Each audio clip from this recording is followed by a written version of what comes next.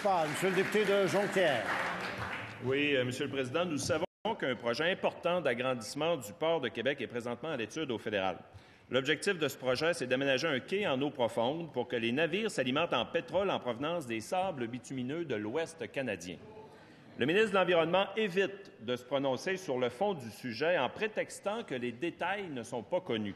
Pourtant, le principe, c'est assez simple, Monsieur le Président. On va acheminer du pétrole par train à travers des quartiers résidentiels jusqu'au port de Québec pour l'exporter ensuite vers les marchés internationaux. Tout le monde comprend ça. Bien que l'expansion du port de Québec puisse être clairement qualifiée de projet majeur avec des implications environnementales réelles, le Québec est maintenu dans l'ignorance et le port de Québec devient juge et partie du projet en maintenant sa propre évaluation environnementale et ses propres consultations, Monsieur le Président. Le ministre de l'Environnement doit faire quelque chose et, en premier lieu, appliquer la loi environnementale québécoise. Est-ce qu'il va accepter que le port de Québec devienne un nouveau point de sortie du pétrole canadien? Monsieur le ministre délégué au transport. Alors, Monsieur le Président, il est vrai d'affirmer que la stratégie maritime suscite déjà de nombreux projets au Québec. C'est vrai à Montréal, c'est vrai à Valleyfield, c'est vrai à Trois-Rivières et c'est vrai aussi du côté de Québec. Et dans tous ces projets-là, Monsieur le Président, vous savez, le gouvernement collabore. Ce sont nos partenaires avec lesquels nous collaborons. Et s'il y a un dépôt de projet éventuellement, nous allons également collaborer dans le respect des règles environnementales du Québec, c'est bien entendu.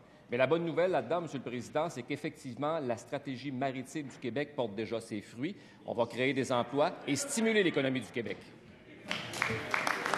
Première complémentaire, Monsieur le député de Jonquière. Oui, Monsieur le Président, c'est le ministre de l'Environnement qu'on veut entendre ici, parce qu'il y a des répercussions environnementales sérieuses, à la fois sur les résidents de la Ville de Québec, à la fois sur le fleuve Saint-Laurent. Est-ce que le ministre, il veut rejouer dans le même film que Kakuna?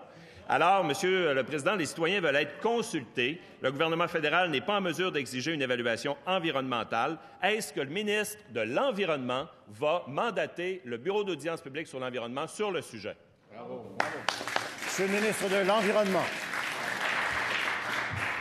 Monsieur le Président, je crois qu'on n'a pas de leçon à recevoir de l'opposition officielle sur comment bien défendre les intérêts du Québec, particulièrement en question environnementale.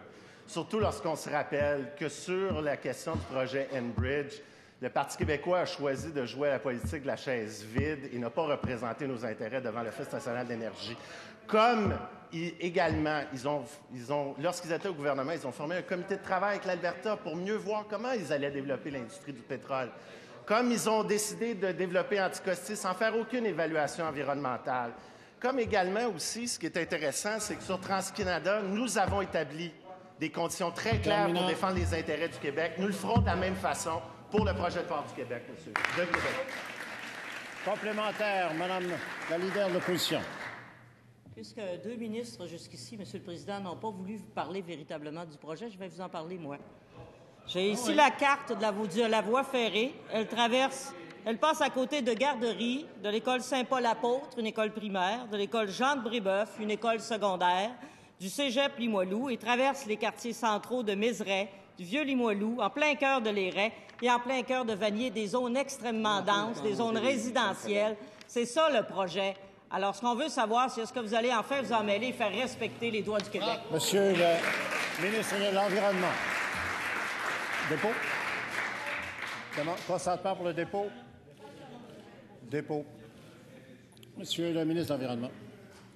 Ce qui va être très clair, Monsieur le Président, c'est que c'est certain qu'on va faire un bien meilleur travail que ce que l'opposition officielle a fait lorsqu'elle était au gouvernement dans le cas du réservoir à Sorel-Tracy.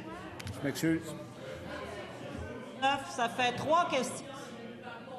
Madame, je te pour donner la parole, mais j'ai compris. Monsieur le ministre, s'il vous plaît, sur la question.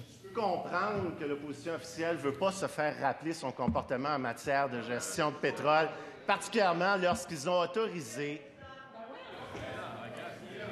Madame la leader de l'opposition. Monsieur le Président, là, on pose nos questions respectueusement. Ça concerne les gens des quartiers centraux et il y a des gens qui sont concernés autour de ça. Et ça fait 3 questions et on continue à s'amuser de l'autre côté, à répondre autrement. Monsieur le leader du gouvernement. Je pense qu'il n'y a rien de respectueux à dire que les collègues s'amusent quand ils sont en train de travailler comme vous. Si les questions sont posées respectueusement, c'est parce que nous les écoutons respectueusement. Ça fait 2 fois qu'il est interrompu dans sa réponse en 24 secondes. Le respect, c'est l'écoute. Je pense qu'il pourrait parler. Monsieur le ministre, sur la question. Sur la question, Monsieur le Président, comme je le disais, on ne fera pas ce que le gouvernement du Parti québécois a fait dans le cas du réservoir à Sorel-Tracy. Nous allons nous assurer d'avoir l'ensemble des faits et nous allons défendre les intérêts non seulement des résidents de la région de Québec, mais défendre les intérêts de tous les Québécois en matière environnementale. Merci beaucoup.